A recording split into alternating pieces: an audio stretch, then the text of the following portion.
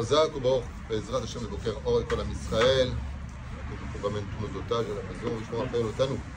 רפואה שלמה לכל חולי ישראל. Celui qui arrive parmi les 10 premiers à la synagogue, זוכה לדברים הרבה, surtout le premier et celui qui clôture le minyan, de la même façon.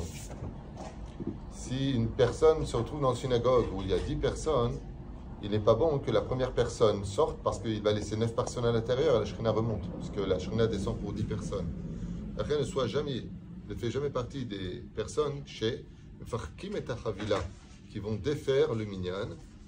Et pour cela, il faut attendre qu'il y en ait un qui sorte. Pour pouvoir sortir, c'est ce qu'il y a de mieux à faire. Alors bien sûr, d'arriver à l'heure, ça permet de faire les korbanot, de pouvoir mettre les tefilin benachat. Mais aussi, un autre problème, c'est ceux qui travaillent.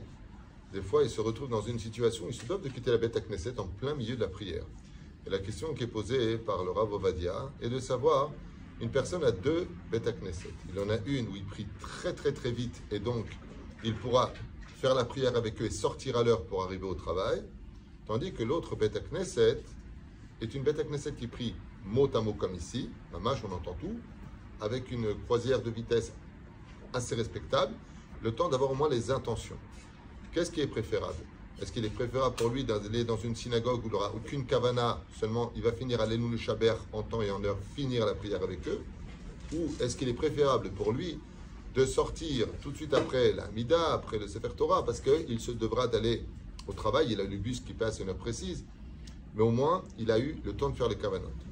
Alors comme il le rapporte aussi dans le Hilkot Yosef, il est préférable de sortir avant la fin de la prière d'une Beth Knesset où on a prié comme il le fallait, que de rentrer dans une synagogue où on ne comprend rien, sous prétexte qu'on doit finir la prière en entier avant d'aller au travail. Lama, tafasta me'at tafasta, tafasta merubel ou tafasta. Comme on lui dit dans le Talmud, celui qui attrape peu, il a attrapé quelque chose au moins, mais celui qui veut tout attraper, bah, sauf il n'attrape rien. Comme des fois, on peut aller dans un shtibler qui n'est pas de notre coutume, qui n'est pas dans nos origines, et la vérité, on ne comprend rien. Enfin, moi, c'est mon cas quand j'ai prié au shtibler à Zaïn. Je ne comprends rien à ce qu'ils disent. J'entends eux, mais je sais pas, j'entends pas vraiment les mots. J'ai pas l'habitude de leur prière à eux. Alors, est-ce qu'il n'est pas préférable de prier dans une Beth Knesset? La réponse est, va prier dans une synagogue où, Baruch Hashem, pas lente, c'est pas une maison de retraite, mais au moins qu'on avance, mais les mots sont bien prononcés. Et si tu dois quitter avant la fin de la prière, il est préférable d'avoir le plus de kavanot possible. On ne vient pas se débarrasser d'une prière, mais on vient parler avec Hachem, que de dire, ben, là-bas, va prier, il prie plus tôt, et ainsi donc tu pourras finir la prière. Préférable d'aller dans une synagogue où au moins tu as des kavanot, que là où tu viens sortir de la mitzvah. Le mieux aussi à faire, c'est pour celui qui doit partir plus tôt, c'est de venir encore un peu plus tôt. Dans ce cas-là, il pourra, Bezrat Hachem, un peu avancer sa prière, même si la Hamida, il est impératif de tous rentrer ensemble à ce moment-là. En tout cas, il pourra compléter sa prière par la suite, et à Dif, un diamant que 10 cailloux. Mais s'il quitte et qu'il n'y a plus le minyan,